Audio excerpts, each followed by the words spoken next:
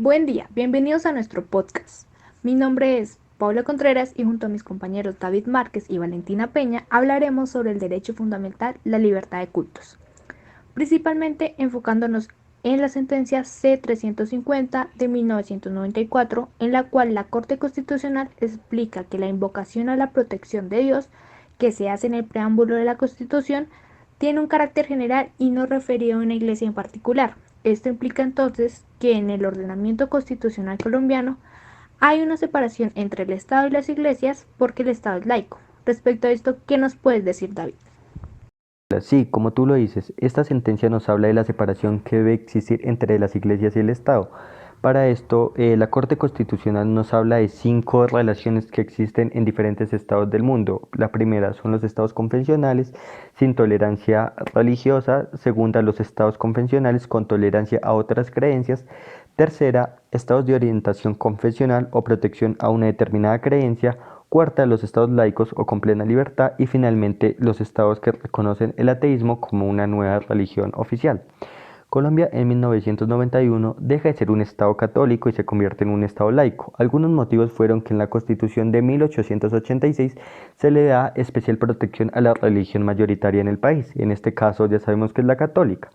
Pero en 1991 la constituyente no nos habla más de un tema de mayorías, sino de un respeto y dignidad a las minorías. Por esto, no solo las tolera, sino que les facilita espacios para que se desarrollen en condiciones igualitarias. Eh, Más adelante, la Constitución de 1991 establece cualquier forma de discriminación y nos habla de una plena libertad religiosa. Esto lo encontramos mejor en el artículo 1 y 19 de la Constitución. Valentina, ¿tú qué piensas de estos artículos y qué opinas de que Colombia sea un estado laico? Responde a las preguntas de mi compañero David. Primeramente voy a hablar sobre la historia de este derecho fundamental, ya que este históricamente fue la base de las libertades individuales de las personas. Voy a hablar primeramente de la Constitución de Virginia, que fue el primer texto constitucional que habló sobre derechos fundamentales. Todos los derechos que se dieron en esta Constitución serían un fundamento único, y este era la libertad religiosa, ya que este fue el primer derecho que se emancipó del Estado. Tenemos a la religión católica, la cual se oficializa a finales del Imperio Romano, y esta tiene un poder universalizador político en la Edad Media, parte del Renacimiento. Luego, con la creación de Estados-nación, se hace una nacionalización de creencias, que esto lleva a consecuencias como que son la revolución puritana y el cisma católico, que traen consecuencias como los nacimientos de nuevos movimientos religiosos como los luteranos y los calvinistas. Todo lo anterior nos demuestra que la religión empieza a dejar ese poder emancipador y se convierte en una política nacional que posteriormente va a ser parte de la esfera individual de todas las personas que componen una comunidad política.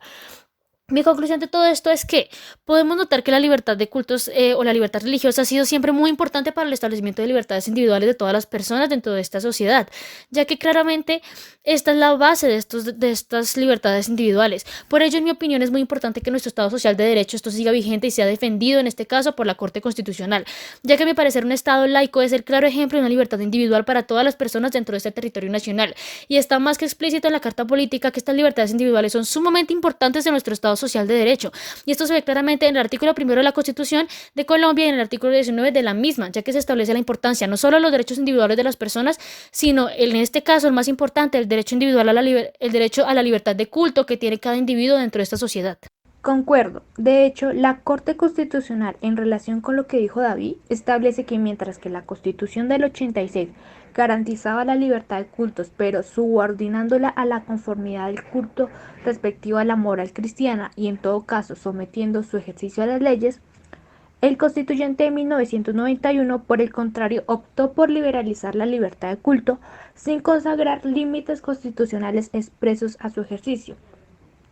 Esto significa que, conforme a la Constitución de 1991, puede haber cultos religiosos que no sean conformes a la moral cristiana y no por ello serán inconstitucionales, mientras que tales cultos no eran admisibles en el anterior ordenamiento jurídico.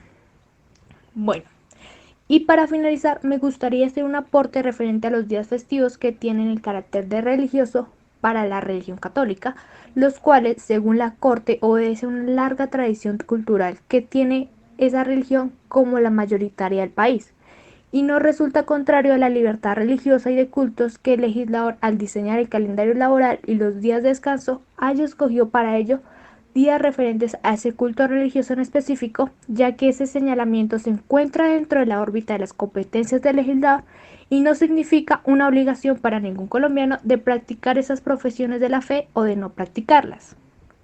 De acuerdo con lo que dice mi compañera Paula, es muy importante recalcar que aunque la religión católica es mayoritaria en el territorio nacional, la Constitución de 1991 protege todos los cultos religiosos dentro del país, y con esto queda clara la importancia que para nuestro ordenamiento tiene la protección de los derechos fundamentales de cada individuo. Muchas gracias.